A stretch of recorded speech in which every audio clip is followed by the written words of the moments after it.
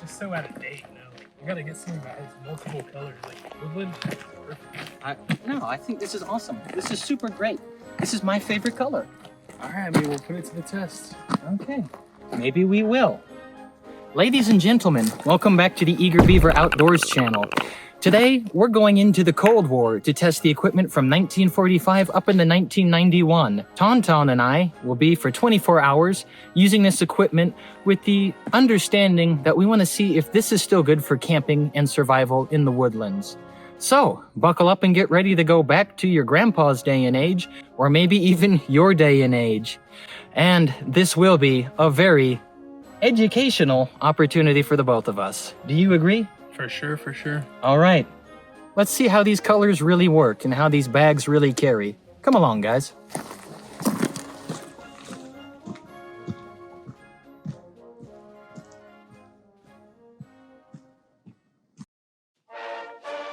Greetings, ladies and gentlemen, and welcome here to the Eager Beaver Top Secret Experimental Bunker Dash Laundry Depot.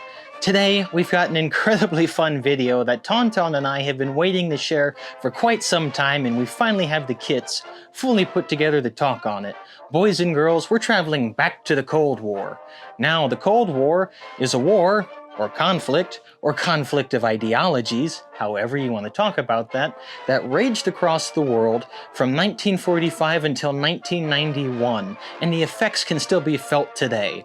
But that being said, our scope is fairly simple. The equipment that came out from that time is some of the most innovative and incredible. Further, it's the equipment of my great-grandfather, my grandfather, my father, and even my siblings who were around to experience that time. And we're going to be looking at the United States military's load-carrying systems and camping equipment to see if they still hold up in the modern day and age, which frankly, I'm absolutely ecstatic about because I grew up playing dress-up in these in the backwoods. So, now I get to do it again, as a grown man. We'd really like to thank our inspiration for this film shoot, this particular commenter right here. Please, reach out to us. We would love to hear from you. Specifically, go to our Instagram, and if you're comfortable with it, we'll send you a little care package as a thank you, because credit is due where credit is due. So, reap the reward, my friend. Now, we have a really fun new section to throw into this video. You see, the Cold War had some absolute bangers when it came to music. Now, we could make whole archives worth of videos just on that alone. But in this case, we have a small wine pairing dash musical review for you to enjoy with this video. We've picked the top 5 songs, one from 1950 all the way for one into 1990, for you to listen to along with this video. And of course, please listen to it legally. So, starting off, from 1957, it's a great song by Buddy Holly, Every Day. You really should listen to a happy jingle like this every day. In the number 2 position, we have the song St. Louis by the Easy Beats from 1969. It's a bit poppy, it's a bit rock and roll, and it's a touch of the British invasion. Super fun. In the number 3 position, we leave psychedelia behind and get back into some hardcore rock and roll. From 1972, it's Run, Run, Run by JoJo Gunn. Absolute solid rock and roll masterpiece. In the number 4 position, we have the song from 1982, Mexican Radio by Wall of Voodoo. This is such a fun one. You still get a bit of a 4-piece band at the same time with a bit of that absolutely crazy electronica thrown in. Really fun, speaks well to the decade. And now, for one of the final years of the Cold War, in 1990, we have the song Groove is in the Heart by the band Delight. Again, an absolute bop from 1990. I don't know what the song's about or what they were going for, but hey, on the radio, it's kind of fun to listen to. So, play these in any order that you like while watching our video the second time around. I argue it adds a fun little layer to what we're doing. Now, enough of holding back, let's get into discussion on our gear. It will be brief today. For starters here, we have to get a quick change of hats to be a little more period specific here. Now, what do we have here before us? We have 2 load-carrying systems here, or LC systems. They're very simple in and of themselves, and they look almost identical, and yet this here is the father and this here is the child. This is the M56 or 1956 load carrying system. Just basic web strap and harness with several improvements from the World War. In particular, I like to bring up the fact that they actually padded the shoulder straps, which makes a huge, huge difference. Further, the bagging on this separates out very nicely to even out the loads that you carry. That being said, as nice as this is and as cool as this is, it has one major drawback, being that it's almost entirely a cotton canvas build. So if it gets wet, it's extremely heavy. Further, in severe tropical climates, it can start to fall apart more readily. And that's why we have the LC1 right over here. This system started coming out in 1967, and it improved with the use of nylon in the fabric here, something that holds up better in water and rain and severe conditions. It's something that was actually a little cheaper to make over time. Further, it's also just something that's much lighter to carry, even when it's dry. This particular system lasted from 1967 all the way into the 1990s, and we can actually even still see it in use in the early 2000s when several operators still had setups like this, albeit modified. We're not going to talk about these too greatly in depth just because we have other specials and videos coming up in the future where we'll break out these kits more specifically by their era, but for the time being, let's just go in a little deeper for some of the add-ons here. For starters, over here and over here, we have the M56 ammunition pouches. We're not going to be carrying ammo on this trip, but we will be using it to supplement weight and carry a few other items, which is useful. One of my favorite additions are both of these right here. These are the M56 Compass-medical pouches. I highly suggest to anyone out there to grab a couple of these while you still can. They're so useful for small items.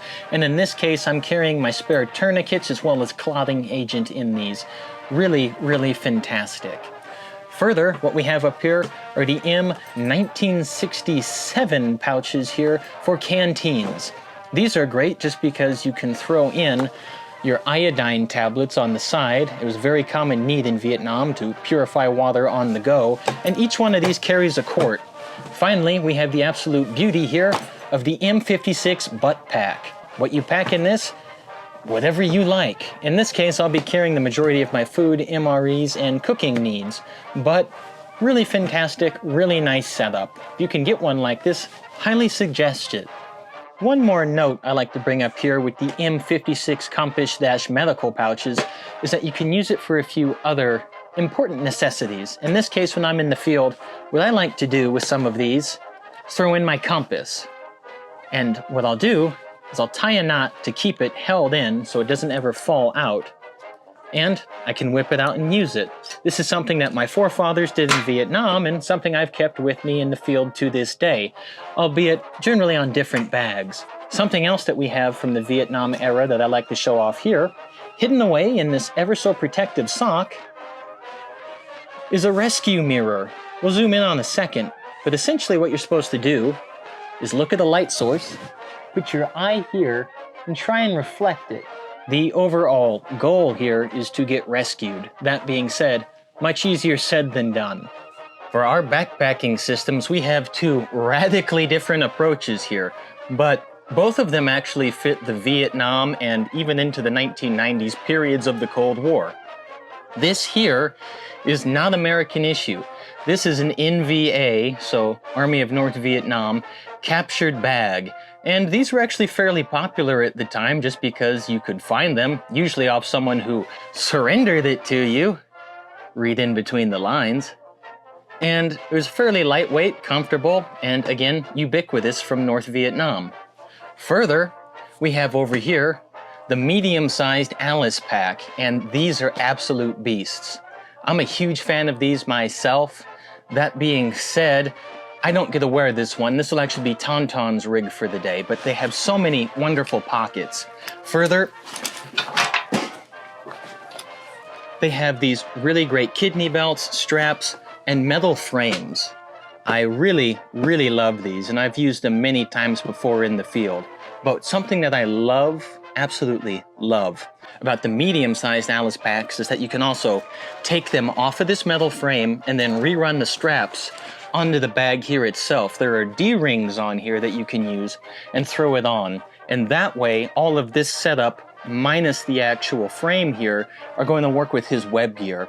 That was a style that was popular all the way from Vietnam up into Operation Desert Storm. So, very happy to be taking this into the field. Let's start discussing the uniforms we're taking into the field now. The Cold War had a huge run in the innovation of uniforms.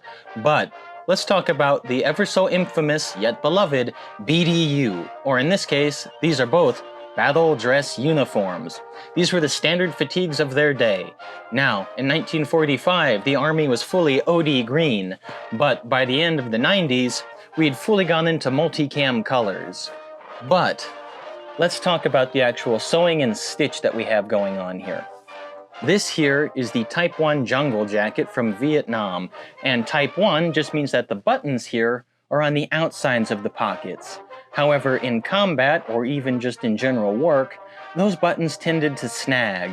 So, the Type 2 form came out where the buttons were now placed under the pocket cover itself.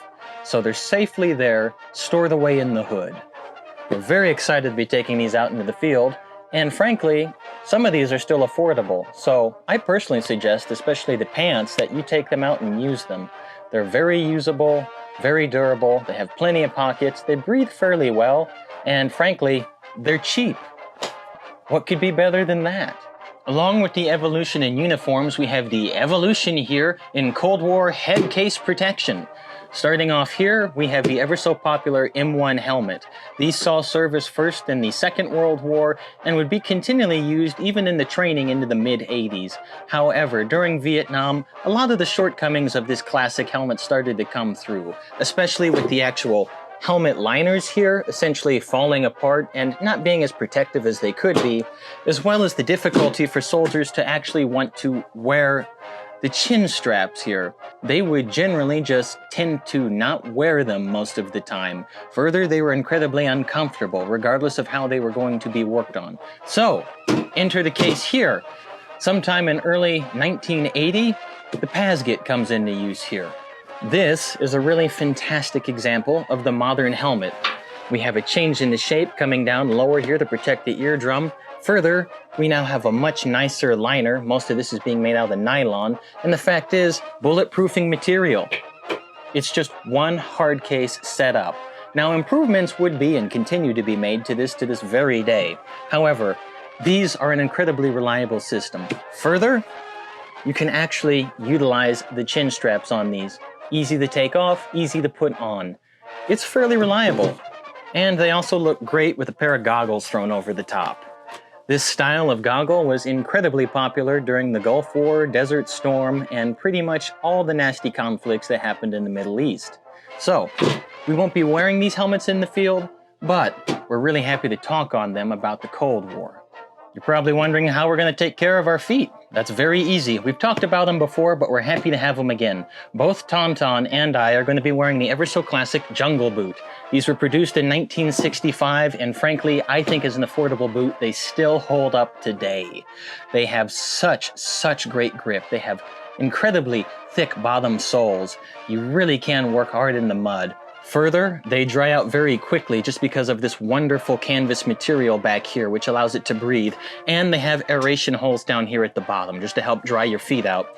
As the name implies, they were utilized for jungle combat starting in 1965, and these boots saw use all the way into the mid-1990s in the desert. They were incredibly popular. They came in two colors, OD green here, as well as straight black. Really fantastic boot, and still affordable. Now for headgear, as you can tell, we have the two different generations of the Boonie hat. Tauntaun here is going to be wearing his multicam here, or jungle camo, or forest green camo, depending on how you like to call it. And I'm going to be rocking the classic 1960 OD green here. This is an original one from the field, and we're very proud to be taking it with us once more. Before you here, we have 3 generations of MREs, otherwise known as the meal ready to eat. These came about because people realized during Vietnam that K-rations absolutely suck. These also really had the incredible innovation of having added heaters put within the packets. So you didn't have to cook with fuel anymore. You'll simply add water, throw in the packet, and you have a hot meal ready to go. Even better, these bags function as trash bags when you're done, so it was much easier to clean up and throw away. It also did away with the heavy-duty need for canned goods and more arduous and old-fashioned needs of preserving goods. These are fantastic, and these two here are what we're going to be eating in the field. Now, the MRE came out in the early 1980s, and this is the style of pack I remember growing up with as a kid. Kind of a mystery meat brown. But that being said, over time, they've certainly changed, and they've gotten much better. And nowadays, they don't even have a full brown body. They're actually clear on the backside. So, we're very excited to be taking these out in the field, and we'll see how badly they stop us up by the morning time. Here, we have our sleeping system for the Cold War. The sleeping bag started to be mass issued in 1944 to American soldiers. That being said, these designs here started in 1949. We have here the extreme cold weather bag, followed by the intermediate cold weather bag, and then a very popular innovation here, the poncho liner, also known as the wooby. These are really fantastic. They're quilted just like most liners for military jackets of the time, and they got to be really popular in roughly the mid-1970s, but they exploded in their use by the 1990s, and they're still in use today. These are great classical systems. They just have two major disadvantages. One, they weigh roughly 10 pounds or more, depending.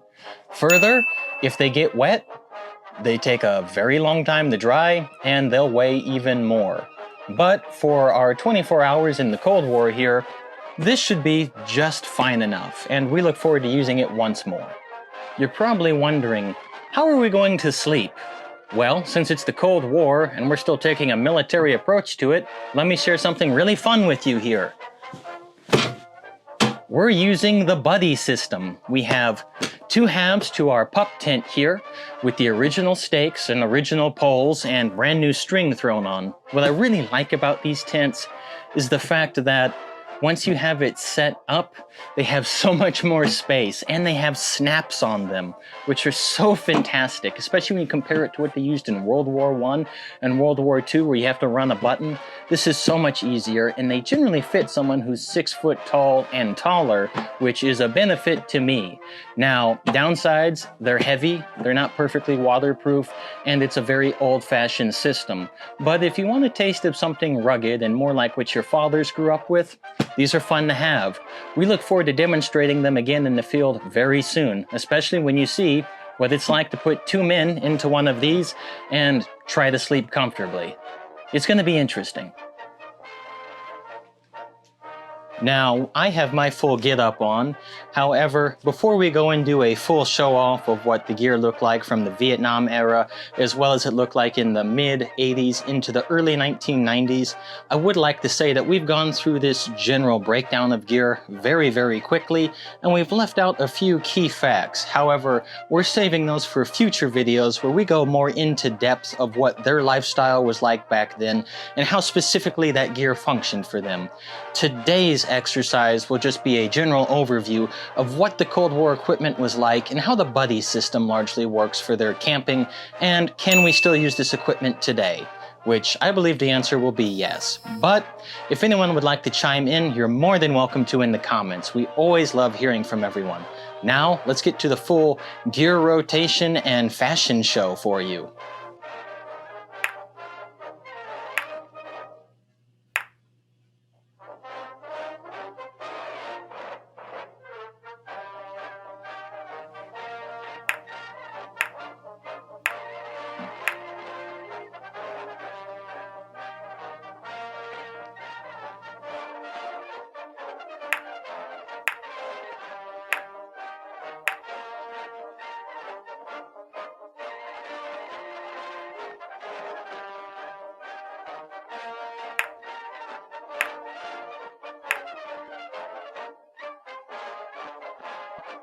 And, Tauntaun, here we are in the full get-up, from one generation to the next of the Cold War. It's certainly an interesting get-up. I kind of feel like we're getting more ready for Halloween, and I've got a feeling that someone at the park is going to get scared when they see us. But that being said, we're having a great time, and they're not going to stop us. You know, I do kind of feel a bit ridiculous, you know, if we get out at the gas station, I don't know, people are just going to think they're getting raided or something. I don't know. You know, we'll see. We'll see. As funny as all of that sounds, ladies and gentlemen, we're very excited to talk to you about how useful Cold War equipment still is. I'm not going to hold you up any further. We're both pretty hyped up to be talking on a subject that we love. So, let's get out there and use this equipment for 24 hours and see how useful it is. And we'll give you a brief overview at the very end of our great hike to tell you what we like the most and what we like the least. So, Tauntaun, this way to the car. Let's do it.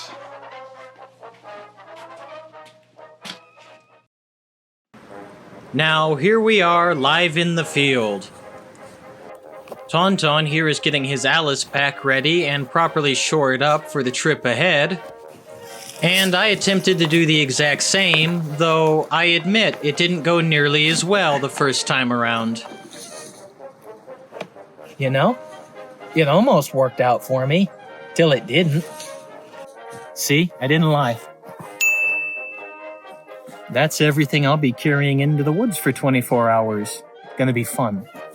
Now, a quick word from our referee this weekend. Hey, it's Blake here with the Eager Beaver crew, and so we're back at it again this weekend. Anthony and Tauntaun's going to try some Cold War technology, going to try it out, see how they do it. And me, myself, Blake, I'm the veteran on staff, so we're going to make sure we keep them honest, and we'll see how it goes.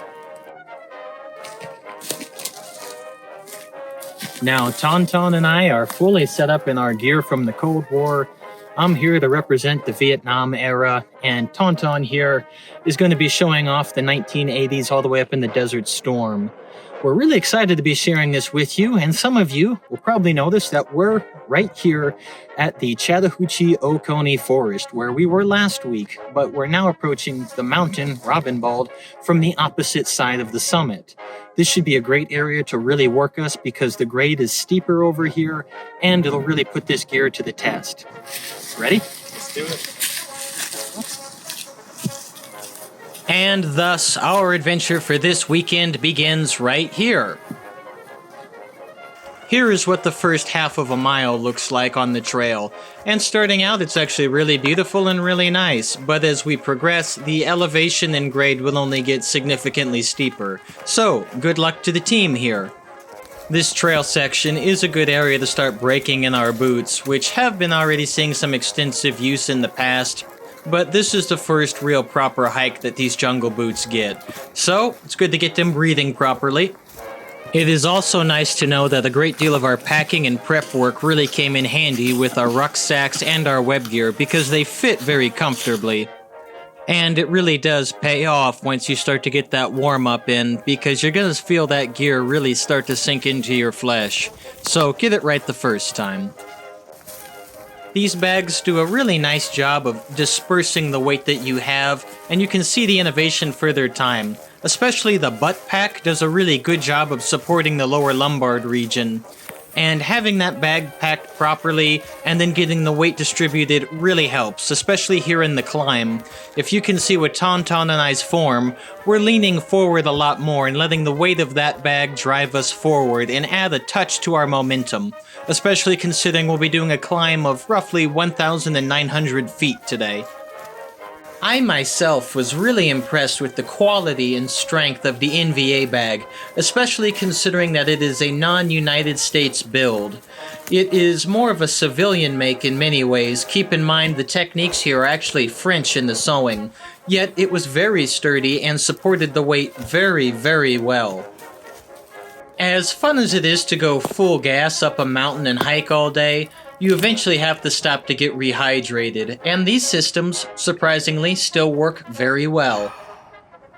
Now that we've hit this more serious grade for climbing, it's important to take a short water break. Each one of these wonderful 1961 canteens holds roughly 1 quart of water, and on our person right now, I am carrying 4 quarts and Tauntaun is carrying 4 quarts. Further, we have iodine tablets which we'll use later to purify water, but for now, I'm gonna hit this and enjoy. Stay hydrated.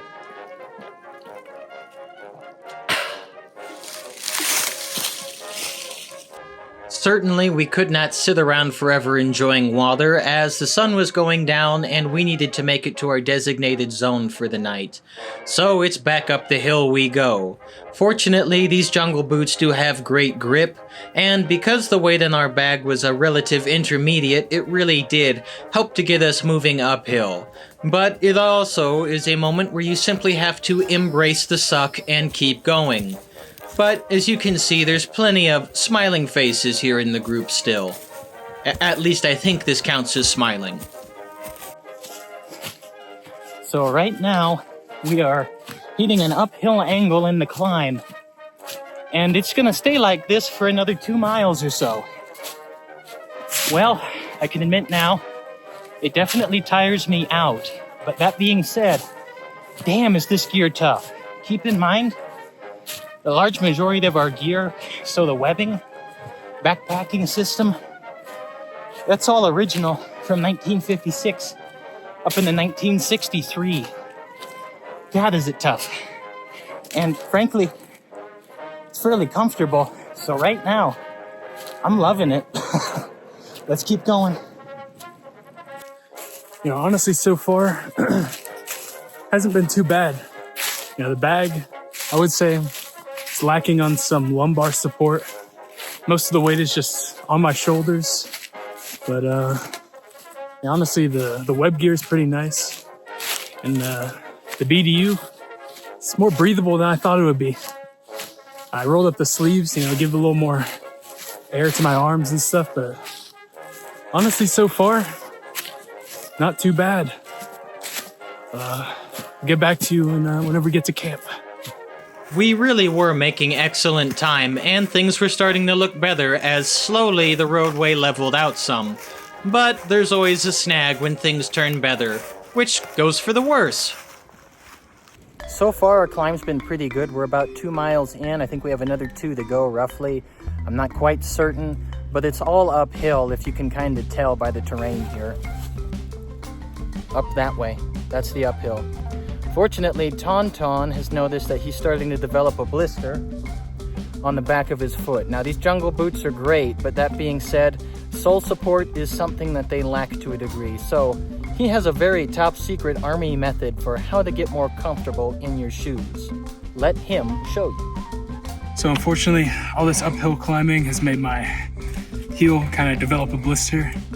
But I have a secret technique that, you know, only a few people know. Right here, a sock. So I'm just gonna double my socks up and hopefully the blister stops. Some people might laugh and think that's an overly simple way of fixing the problem, but if a shoe happens to be just a little too big for you or you need the extra support, that spare sock really comes in handy. That noted, there are of course in the modern day and age plenty of new products such as moleskins, which you can put on and tape around your foot, but an extra sock is not a bad method. Good as new. Now, we'll just tuck the laces back into the boot. Just like that.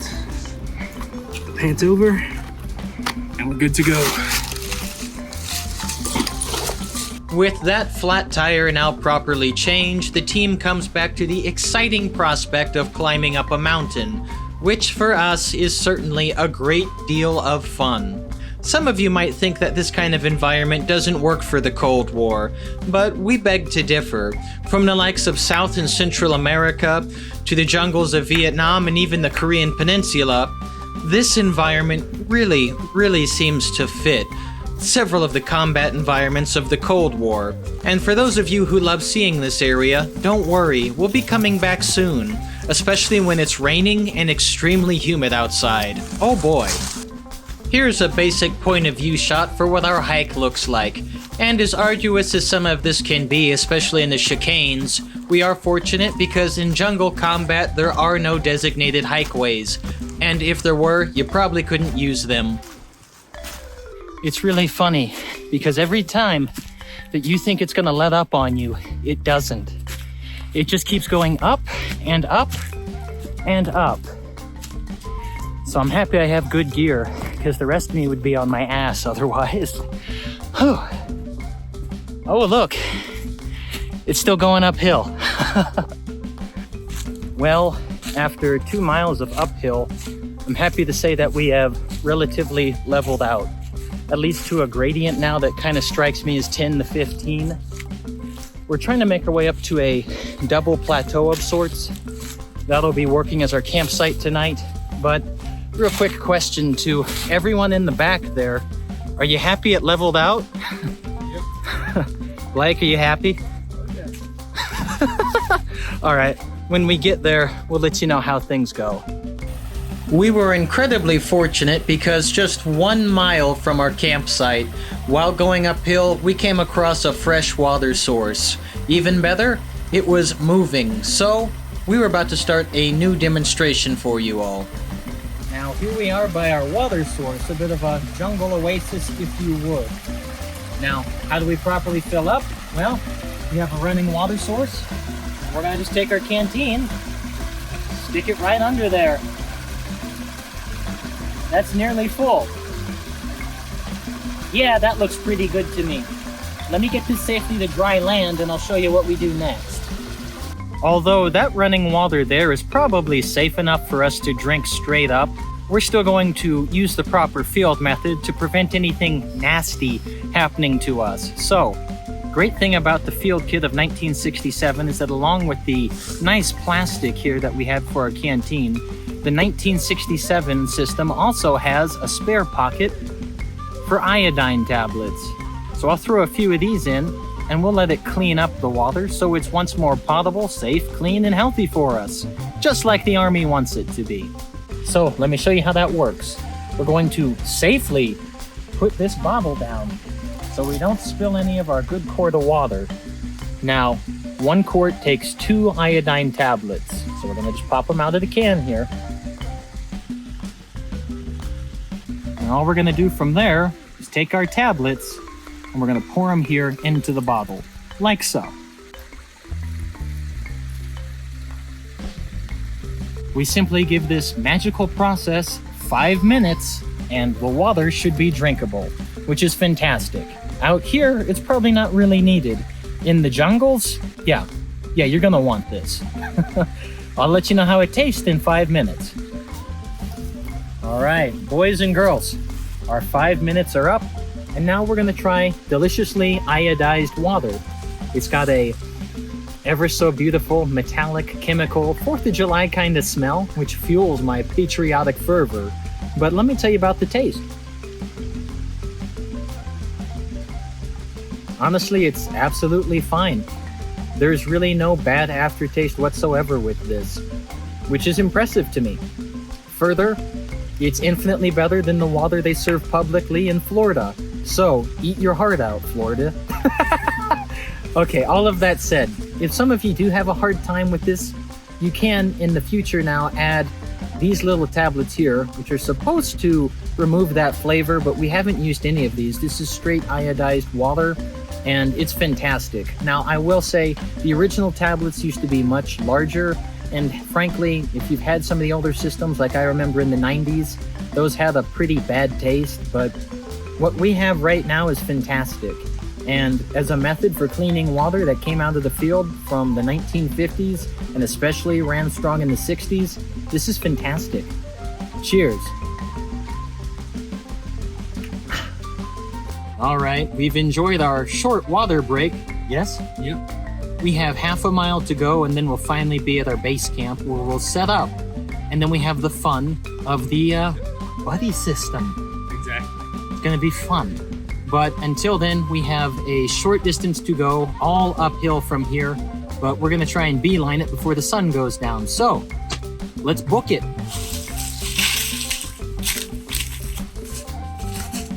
That water really comes in handy because the last mile of that hike really starts to put it to you. And frankly, you're just getting tired from going uphill so often. Even when it levels out, it frankly just feels kinda miserable. But there's reward at the end. Breaking through this grove of rhododendrons is the double plateau. Right before you here is what we've worked so hard to get to.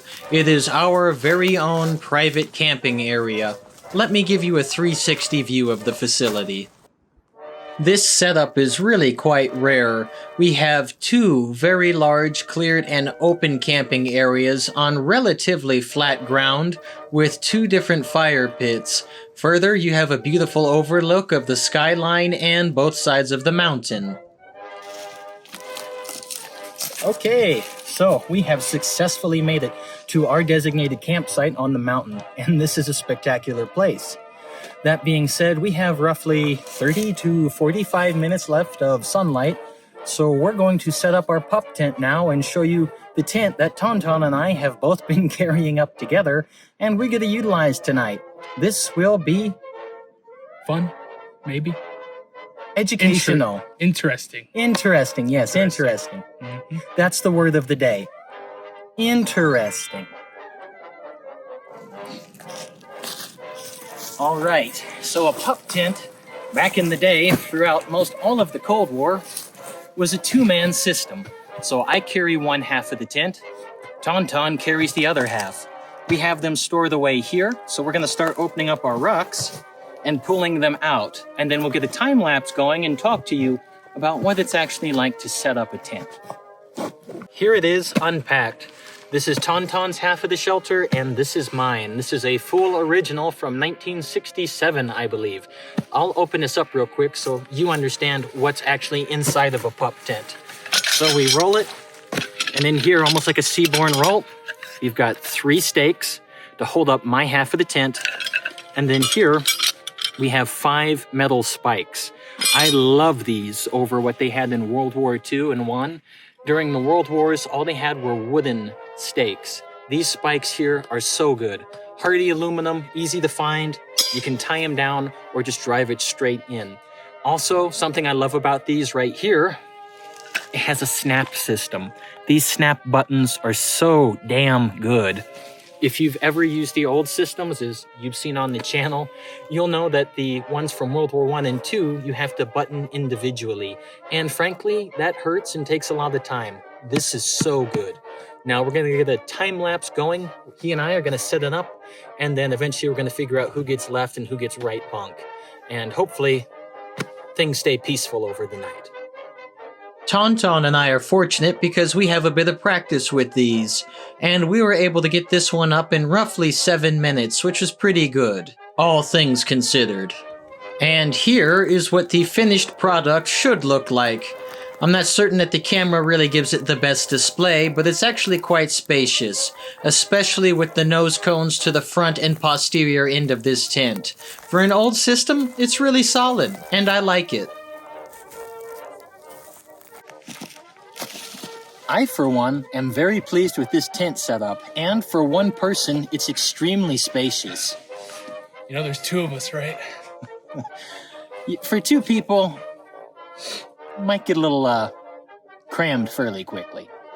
Honestly, there's a lot of room in here, more than I was expecting. So, I think we'll have a cozy night. We just might.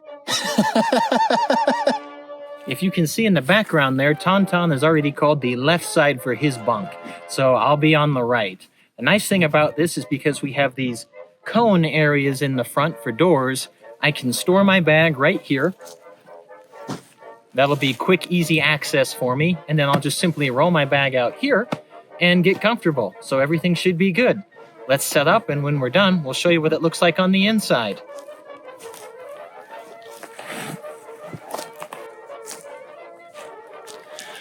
I'm incredibly excited to be using this tent tonight and how it was meant to be, the buddy system. That being said, albeit a touch awkward, we're fine with that because it has a historical basis for you.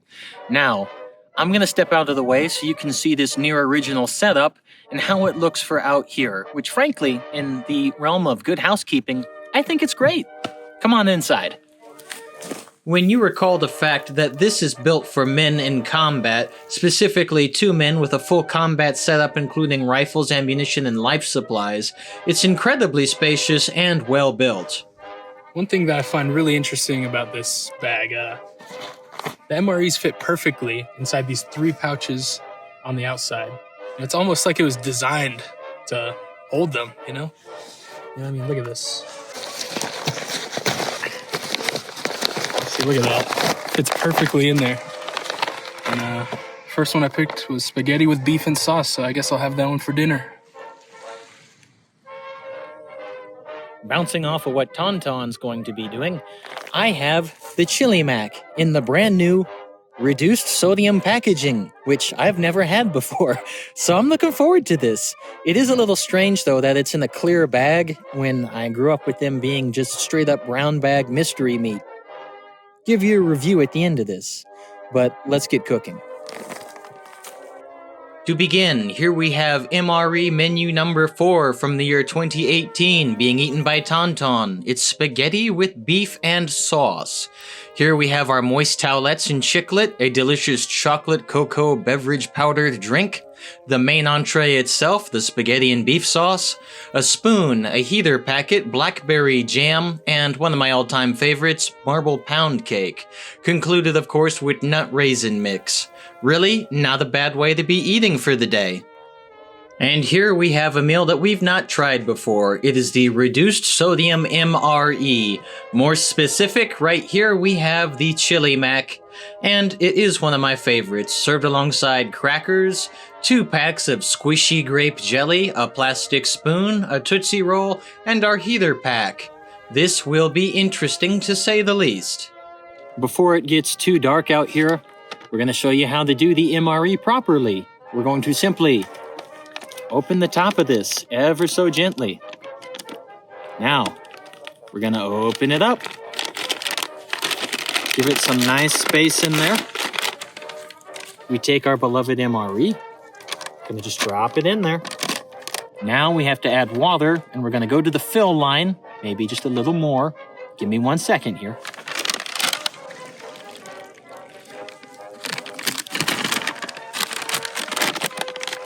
Now that we have the water in place, we'll seal up our bag. We're going to want to just kind of work the water around that to get it properly on the heating pad so we actually evenly distribute this. We'll let it sit for 12 minutes, and when it's done cooking, we'll hopefully have a nice warm meal. Here's an example of Tauntaun getting his own heater ready and prepared for dinner. And as you can see, he's also set up all of his food so he can pick the best items to start eating first and foremost.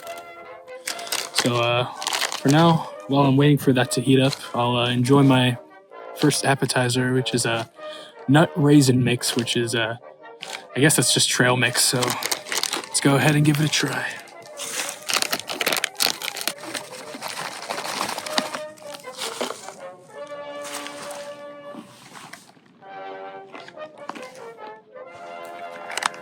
You know, it's actually pretty good. For anyone that's curious, this is what 7-year-old trail mix happens to look like. Delicious. You know, on the first bite, it tasted pretty good. You know, once you let it marinate for a little bit, the aftertaste comes, and it's a little strange, but as long as you keep eating, it's good. I got to admit that I feel a little ripped off, but for my appetizer, I've got salted crackers and grape jelly. It's not a bad one, but they gave me a double portion of this, so it's my appetizer and my dessert. Let me crack it open and I'll tell you all about this delightful, delightful meal.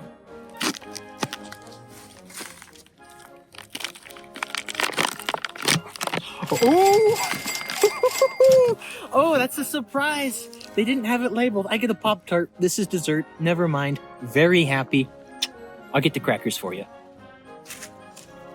All right, now we have the official crackers. Let's open it up and I'll show it off to you.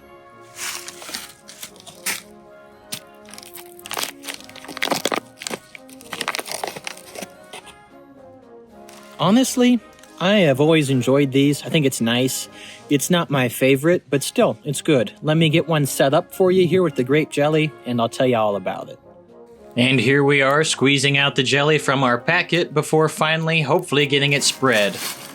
Now, I just kind of like to do this. I'll just take my finger, run it across the crackers while I'm here. even though it makes a mess, because I don't really care. It's just finger licking good. And then generally I'll eat it kind of like a pizza. I don't break up the crackers. It's literally like what you buy from the store. It's crackers with jelly. Fine enough, though admittedly, the crackers are extremely dry. And here's the chili mac. Let's pull it open. Get you a pretty view real quick.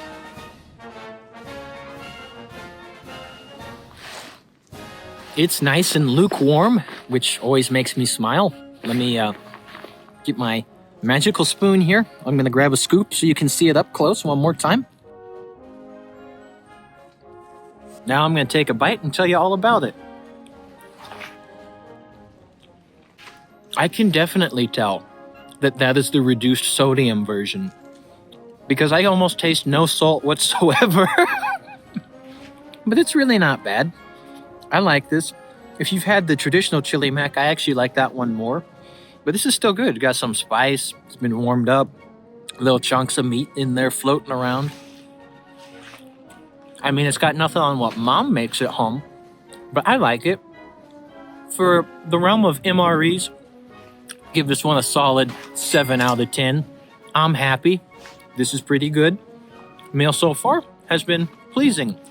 I'll get to dessert in a minute, but now let's see what Tauntaun's eating for dinner.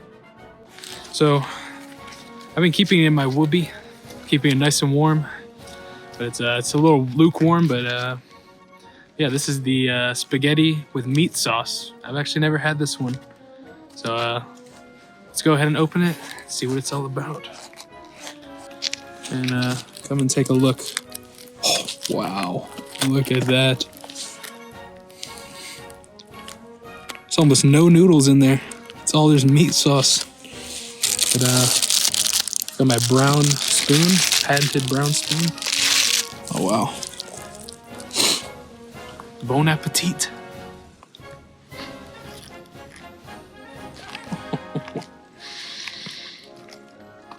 That's actually really good. Honestly, this reminds me of like Chef Boyardee canned SpaghettiOs or something. It's nothing like you get in a restaurant, but I think I'd give it a solid, I'm gonna have to say an 8. I know it's a high ranking, but I think this is probably one of the like top tier sought after MRE meals. So I'm gonna go ahead and enjoy this before it starts getting cold. So I'll see you soon for dessert. Since this is a special about the buddy system and what it was like to camp in the Cold War, we feel that it's important to talk about the communal nature of sharing an MRE. So, Tauntaun is going to let me have some of his spaghetti, and in turn, whatever this crap is, he's going to try some of it. You know, sharing is good. Try a bite. Let's see. I actually think it's pretty good for what it is. Dig deep in there. Yeah, there you go. Should be enough here. Take a roll. Cheers. Cheers. Actually, that's just Chef Boyardee. And Honestly, that lady just tastes like this, but with no flavor. that's what I was going to say, yeah. Like this. Yeah. This is flavor red. That is just no flavor red. Yeah, the moment they got rid of the salt, it really hurts. I understand it for a dietary need, but like that has a nice taste. You know, This, actually, I think I have some salt in my MRE. oh, thanks. We're going to go share that right now. See ya. I'm incredibly ecstatic for dessert here, because we got Pop-Tarts. Delicious double-pack cinnamon. I don't really feel like I have to give you much of a food review on this, because it's a Pop-Tart, but still, I'm gonna crack it open, I'll take a bite, and I'll let you know how it is. I'm excited about this.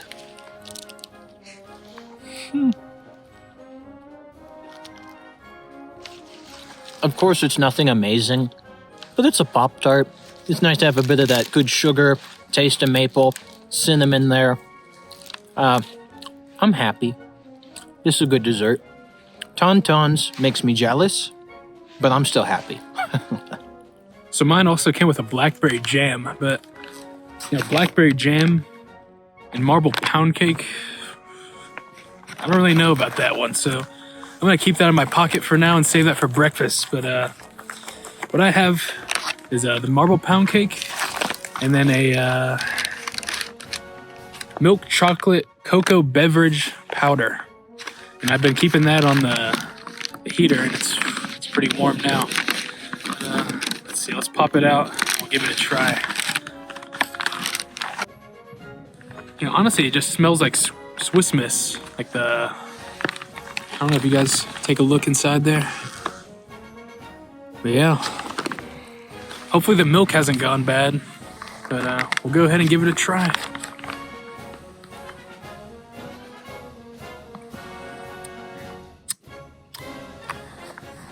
I think I added a little too much water, but it still tastes good. Just tastes like watered down hot chocolate mix.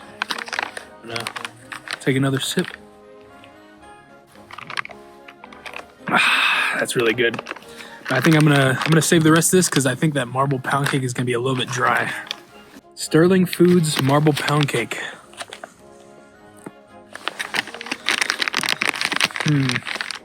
Seems like there's a little bit of air inside there.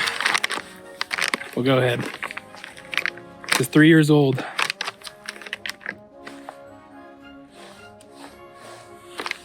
It actually smells really good. It smells like I just walked into like a bakery and they were made a fresh marble pound cake. Wow. Take a look at that. Look at those sparkles. Glistens like the sky tonight. But we'll take a bite. Wow. I thought this was going to be dry, but it's actually has some moisture in it. I don't know if that's a good thing or a bad thing, but the sugar basically takes over everything. I don't really know why they call it a marble. It just kind of looks like tan. Honestly, overall, pretty good. This is going to go good with the rest of that, so I'll leave you to it. Again, being the buddy system, Tauntaun's been nice enough to share because he knows one of my favorites is the lemon poppy seed pound cake, and I bet this is a close second. Yeah. Oh yeah, that's good. I'll give you that back. Yeah. That's not bad at all. This is a good deal. Almost lost it. Take a bite. Take a sip. Yeah. It's pure bliss. It really is. After our incredible delicacy of MREs for dinner, it was time to make a fire, but the wind had picked up significantly and conditions weren't for the best. However, we have a secret fire-making method. As ridiculous as this looks, take a poncho to make an actual wind tunnel, and that'll go underneath the fire and build it up while also protecting it. As crazy as it may seem, it actually works, and you'll notice that our fire picked up significantly. No more wind, no more rain, and plenty of fuel to feed it just because of that silly little poncho. So remember that if you ever really need it on a windy day.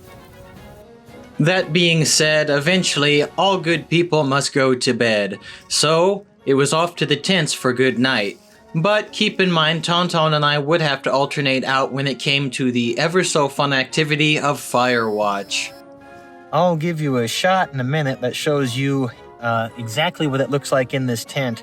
But honestly, for Tauntaun and I right now, this is really comfortable. We have plenty of space, so I'm quite comfortable. I have my homemade pillow here I'll show off real quick. It's my Boonie cap, and I've stuck in, if you can see it, my basic jungle scarf. I just used that as a bit of exciting insulation here. Now, I'll give you a quick shot in a second of what camp looks like, but for the most part, I'm pretty comfortable. I'm about to zonk out until I have to go do Firewatch in the morning, which will be fun. And here's what the tent looks like. Here's my side. Down there is Tauntaun's equipment. Tauntaun, are you comfortable? Yeah. Yeah, you look comfortable. So I'm trying to get warm before I have to go out and do Firewatch. Yeah. Yeah, you look good. Here, hold that pose for me, would you, buddy? This has become one of my all-time favorite images because Tauntaun has perfectly emulated the M1949 tag as seen in his sleeping bag. After being laughed at for roughly 1 hour and not having any time to sleep, Tauntaun went out to do fire watch for the next 4 hours in the cold night, wrapped up in his whoopee. So right now I'm on fire watch. I just came out of the tent and it's like freezing cold outside. I made a makeshift hand warmer with the cardboard and the heater from my MRE. I mean, everything looks good so far out here. Just hiding out inside the magnolias and hoping no one spots me with all my woodland camo. Yeah, I'll report back to you soon. And for the next 4 hours, Tauntaun sat there in the bush with his hand in an MRE heater, trying to stay warm and keeping the team safe all night. What a hero. Don't worry, however, because fire watch goes both ways, and in the very cold morning, yours truly gotta go and do fire watch next for the following 4 hours. I am now nearly at the end of fire watch, which is pretty nice. And this is the only part that I thought that was really worth sharing, unless you like seeing people stand around in the dark all night. But the sun is just now starting to rise, and I believe today is the first day where we finally stop daylight savings and have normal sleeping hours again. So it's really nice to just be up here during the last hour and slowly watch the sunrise come up out of the valley and mountains. Hopefully I'll get a nice shot of that for you soon. But until then, I guess you can just watch me huddle up for warmth somewhere by a log. Other than that, good morning. Sadly, a lot of the cloud coverage in the area kept the sun hidden, but we could feel some of its rays of warmth. But for staying properly warm, we have another method. By walking back and forth frequently across several patrolled areas, you too can stay warm for long periods of time, as you can see me here doing right now. This method has worked for many generations. Why don't you try it sometime? Unfortunately, because of the cloud coverage, we're not going to have a beautiful shot of the sun rising in the mountains like I would like to have, but at the same time, it's still pretty. And it is roughly right now, I think, 7:50, so pretty soon I'll be waking up the rest of camp and we'll get moving for the day, especially because we're going to start making coffee, and that's been motivating me for the last couple hours, and I look forward to that. So you'll hear from us soon, but until then, I'm going to finish up the last 10 minutes of fire watch here in relative silence.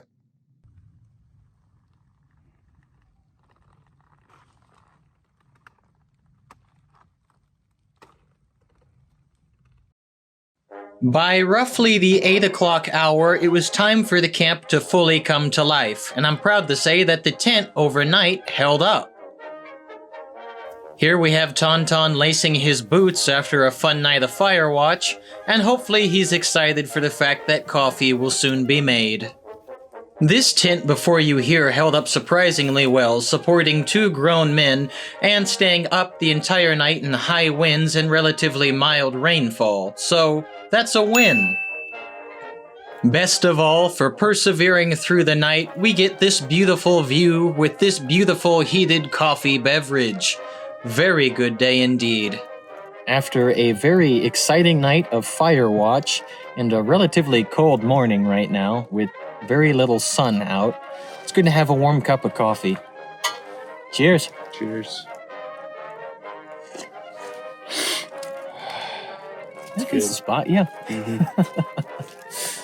Let us now transition to the subject of what is for breakfast. It will be brief today. For my delicious MRE breakfast here, we have menu 21. Specifically, it's the tuna chunk light lemon pepper, or miette de thon au naturel à poivre citron. So, I don't know why it's in French, but hey, I'm looking forward to this one. I think it's going to be really, really nice. Included here in MRE meal number 21, we have a variety of very homely and fan-favorite pieces, including the ever-so-delicious marble pound cake, pie spread, baked snack crackers, star-kissed tuna creation, or just fish, and of course, moist towelette, wipe, chiclet, delicious beverage pouch here, and plain tortillas, and an optional food heater. I'll be frank, I don't need all of this, but we'll pick around and get the best for you. Here is what it looks like in the tortilla. And here is our delicious tuna taco, courtesy of Charlie the tuna. Or is Charlie a whale? I don't remember. I'll tell you how it tastes. Yeah, that's fine. It's got a nice lemon pepper flavor, and the mayonnaise is there too. I will admit the mayonnaise is there because the lemon pepper happens to be extremely dry. With the mayonnaise, it's really good. So I give this one 9 out of 10. Very solid choice for the field. Finally, we have graduated to my favorite part of the meal. That's dessert. Right here, we got the marble pound cake from the Sterling Food Company, product of South Carolina. Thank you. This is one of my all-time favorites. And we're going to put on some of this delicious apple pie spread, and it'll go down really, really nicely. I love these because I don't have to share them, and they're so damn good in the field. So here's a hit of nostalgia for me. With our ever-so-delicious marble pound cake, we're going to add our apple pie filling to the top, and trust me, this is great. Never say that using your digits to make a field meal is out of the question. I personally enjoy it because it's much easier to use than a spoon or a knife, and when you're done, you get to clean it right up. I also really enjoy this apple pie filling because it's a really simple recipe. It's literally caramel sauce and then apple pudding or apple sauce just smacked on there. A little more sugary, but I love it. Now let's get a bite of this delicious beauty, and I'll tell you all about it.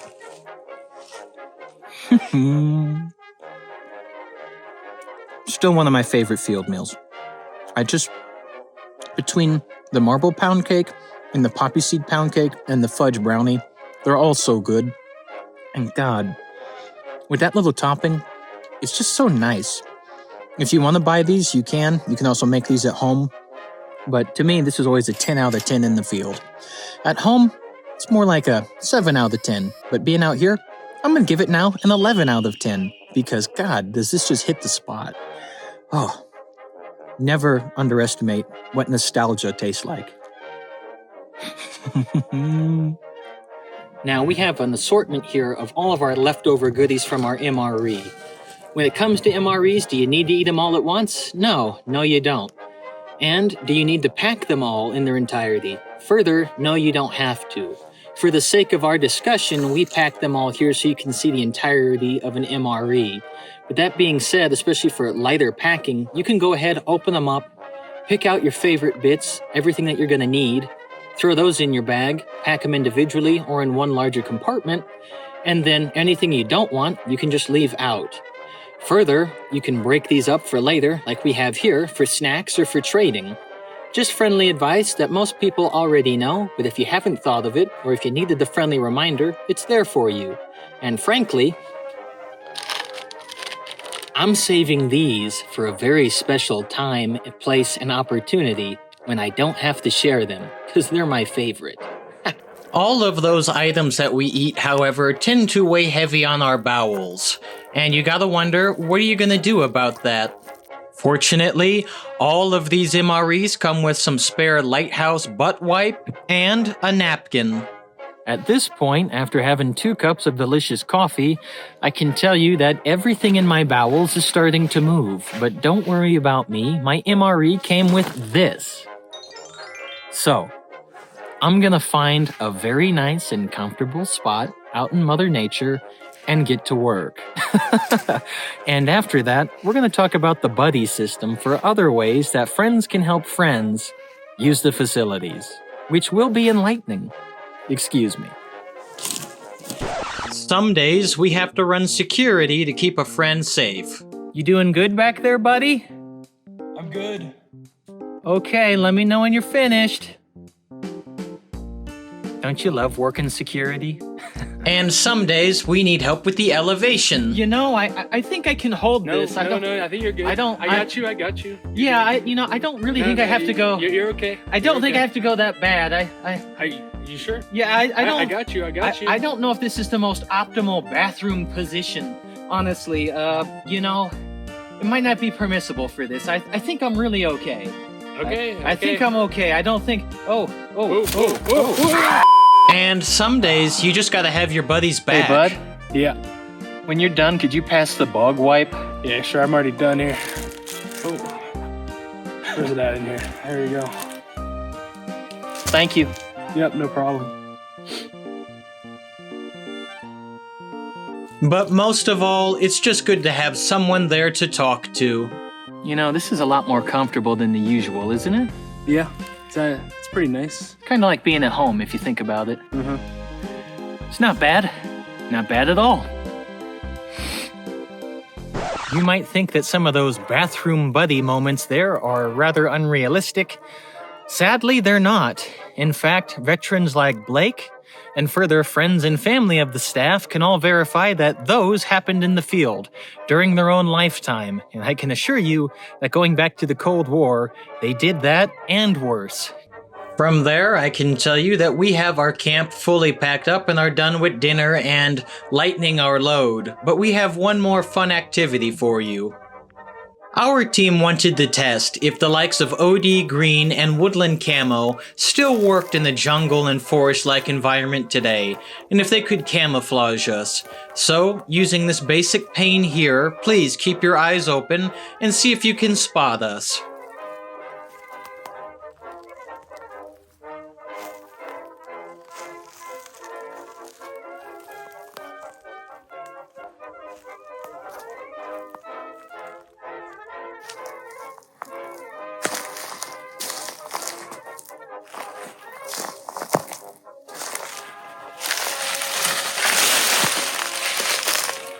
Is it not amazing that this camouflage is still fairly effective in the field?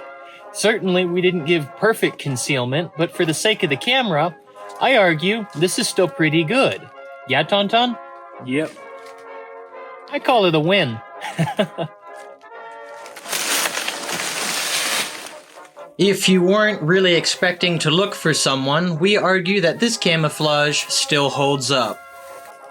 At this juncture, it is time to pack up camp and head down the mountain once more, because our time in the field is coming to an end. As difficult as it might be to leave, we are grateful for the fact that this rigging system and overall pack will get us back down that mountain relatively easily. Regrettably, boys and girls, ladies and gentlemen, we now have to make our way back down the mountain, which means another 3 miles of testing out this equipment. But I'll be honest, I've been having a great time so far. This equipment has been holding up marvelously. For my kit, I have items that are almost 70 years old. Tauntaun, he's got items up to 50 years old. These are damn tough and damn good so far. So, let's finish up our testing here, run you through it, and then we'll give our final score once we get back to the Jeep. Till then, best of luck hiking. We are very grateful that the large majority of our walk at this point will be downhill. That being said, we're still carrying relatively heavy packs, but with the removal of the MREs, it saves us roughly 5 pounds. So, we carry on from this point here. Further, yesterday's issues with the jungle boots maybe being a little loose or causing any kind of a burr have largely gone away. Just doubling up the socks helps give a little more support and fill the empty space, so we're able to have good traction and support all the way down. Before we wrap up today's discussion, we did find one more really fun use, especially for the modern day and age, for all of our ammo pouches and other web gear in the field. Let me share that with you right now.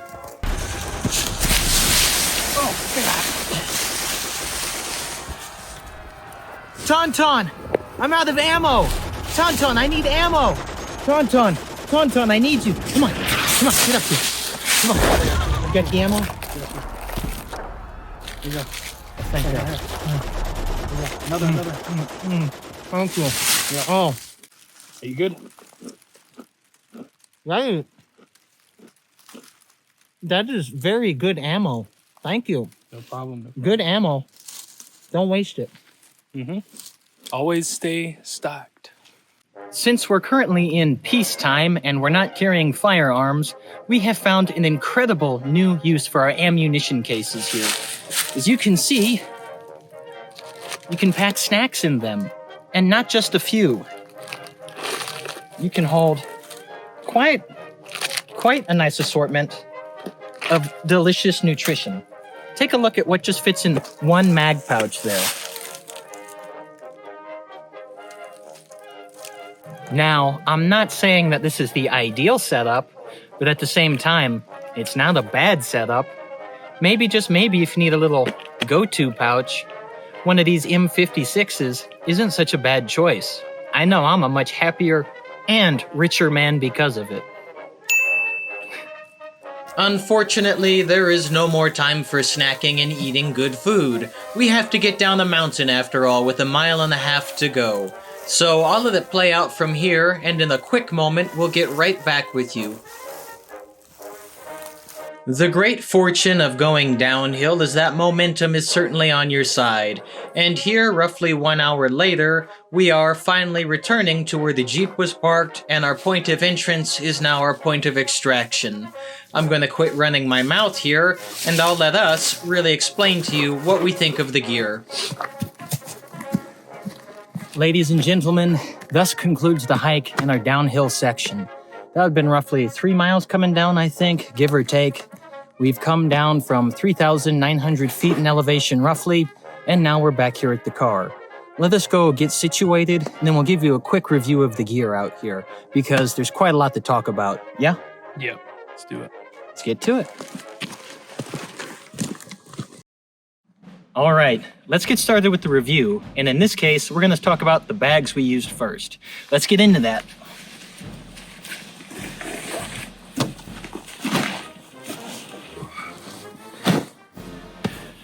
Now, these are two classics from the Cold War. This bag here is over 60 years old. This bag here is about 50 years old. That's a medium Alice pack, and over here is the NVA bag. That's the North Vietnamese Army bag. So technically from the Reds, but hey, that's good. Our guys used them too. How do we really feel about this on a scale of 1 to 10? Tauntaun and I have discussed. We give it a solid 6.5 if we put these two together. They're solid systems. They're great. They're still affordable. You can really, really maximize your space in these. The biggest downside is, honestly, it's going to pull a lot in your shoulders, as well as the fact it's going to pull on that upper back. So it's not the most comfortable compared to modern bags. The good thing is for the Alice pack, if you want it to be more comfortable, just give it the external frame. Really solid pick. But again, under this current setup, 6.5. Good, but they could be better. How do you feel?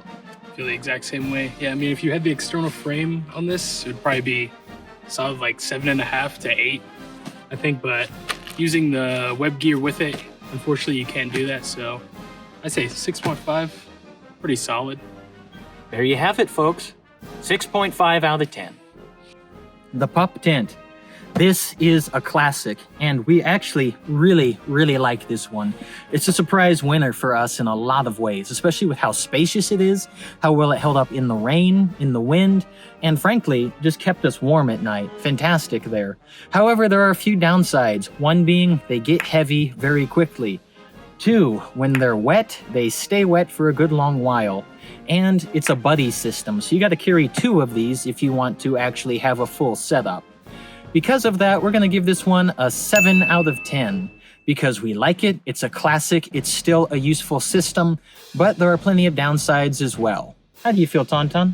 Yeah, I mean, I feel the exact same way. Like, probably my like regular modern tents I use is probably weighs exactly the same weight as just 1/2 of these. And it has a floor. Yeah, it also has a floor, my modern one. But yeah, I think 7 still kept us dry. I was able to sleep still. Yeah, overall, not bad. 7 out of 10, folks. Not bad. Now, here is the sleeping system that we have. This is the M1945 Heavy Extreme Cold Weather Bag, and this is the Intermediate Bag. I can tell you now, these are classics, these are tough. They kept us warm and alive last night. It got as low as roughly 39 degrees, I believe. We both slept fairly comfortably, I have to admit. This man looked far more happy than I was, but still, rocking it as always. Now, a few downsides to these is one, they pack big. These are not small bags. Further, they take up a lot of space, and this one here alone weighs roughly 10 pounds. And if they get wet, they're gonna stay wet. So you have to keep them dry. Still, it's a solid pick and relatively affordable, though the collector market has made it go up in price. Kind of a shame. Tauntaun and I have come to the agreement here that we rate this a 6 out of 10. It's a good solid choice, but in the modern day and age, there is much better selection available. Still, classic from the Cold War.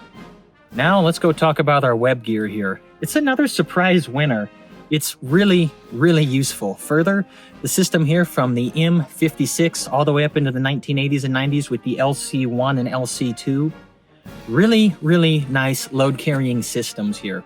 Extremely customizable. I am a huge fan of the M56 Compass-medical pouches. You can see the change here to the nylon ones that Tauntaun has. We've got them stuffed with our navigation equipment, rescue pack, as well as medical supplies. Further, another surprise winner here are the ammunition pouches. We have spare batteries, film equipment up here, and we're rocking a ridiculous amount of snacks if you saw that gag we filmed up on top of the mountain. Another thing that we love, Tauntaun, if you turn around, the butt pack. As silly as it looks, because it's so low, it actually gives you a nice lower center of gravity. You're putting a lot more weight there into the hips, but not in a bad way. Disperses the load. Also, canteen system. Really fine with the 1-quart and 2-quart foldable. We were more than happy out there. I say an 8 out of 10, especially if you can use this in the modern day and age. For a day hiking pack, great, great pick. Something I'm really excited to talk to you about is how much we love wearing our BDUs.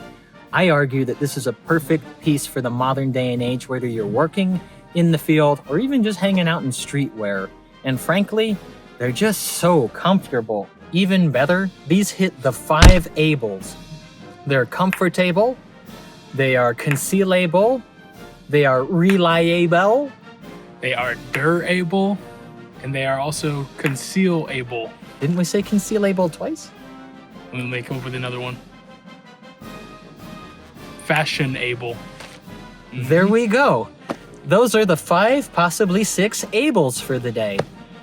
We agree right now that it's a 9 out of 10. You can roll the sleeves up and get comfortable. You can put them down to stay warm. You can open it up to vent. They are adjustable now with different snaps and buttons. They're easy to repair. They tear up pretty quickly, but they're also affordable to buy, whether that's going to be a reproduction or from the original day and age. They come in a variety of different colors and sizing options. They're very spacious, and the pockets. You can store so much useful crap in these pockets. We absolutely abuse these systems, and if you've seen us in our other film shoots, you'll know that we're using these all the time, whether it's for a Cold War test or just for the sake of hiking in our own time. Really great system. 9 out of 10, yeah? 9 out of 10 for sure.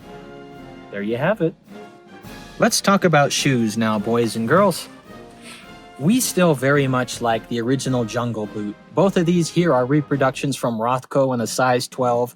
With it $50 a pair, damn, that is a good deal. When you keep that in mind, our score goes up a little higher. That being said, they do get wet very quickly, and at the same time, they can be a touch slippy. You're going to want to throw something in like a Dr. Scholl's. Otherwise, double up on your socks like Tauntaun did here. Very smart move. Or if you really got to take care of some blisters, or you know you got heat spots coming up, get yourself something like a moleskin to cover that up. Still, we do like these boots. Because we don't have them fully optimized at this time, it's a very neutral 5 out of 10. But if you can optimize it a little better, especially for the breathability and frankly affordability and just a downright good use of it, you can easily get that score higher. We're still very pleased with these. We very much like to be proponents of these boots. But for how we were doing today, there's still some break-in and adjustment that has to happen. 5 out of 10, standard on the line, good pick. To recap our discussion, here are the final scores for the Cold War camping, with our jungle boots being the lowest score and the BDUs being the surprise highest score. All of that said, these are only our opinions. We encourage you to go out and try all of these. Further, tell us what works best for you. Now, let's finish this video up. The Cold War certainly was quite a stretch in periods of time, and our outfits and equipment really reflect that.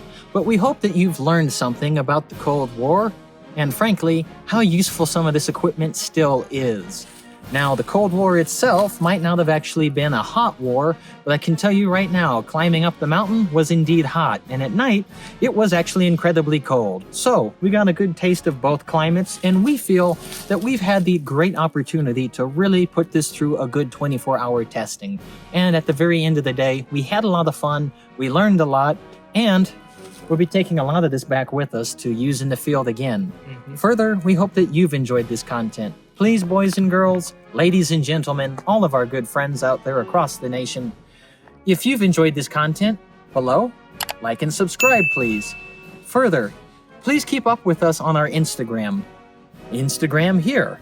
Look at that. Isn't that nice? Please, stay with us. Thank you again so much for your time.